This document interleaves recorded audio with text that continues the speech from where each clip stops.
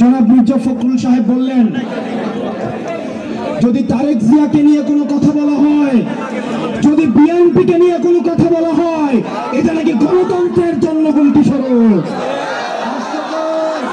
নৌকাকে তারা আবার প্রতীক হিসেবে তালিকাভুক্ত করেছে। রিমোট কন্ট্রোল কি ভারতের থেকে নিয়ন্ত্রিত হয়? রিমোট কন্ট্রোল কি সেনাবাহিনী থেকে নিয়ন্ত্রণ হয়? নৌকাকে তালিকাভুক্ত থেকে বাদ দিতে হবে। আমরা নির্বাচন কমিশনের আরো দ্বিচারিতা দেখছি। আপনারা যদি আমাদের রেজিস্ট্রেশন এবং সত্তা প্রতীক নিয়ে গড়িমসি করেন, আমরা রাজনৈতিক ভাবে সেটি মোকাবেলা করব।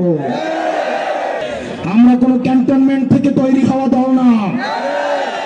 আমাদের উত্থান সংকট থেকে সংকট মোকাবেলা করে সংগ্রাম করে আমরা আমাদের লক্ষ্যে পৌঁছাবো ইনশাআল্লাহ।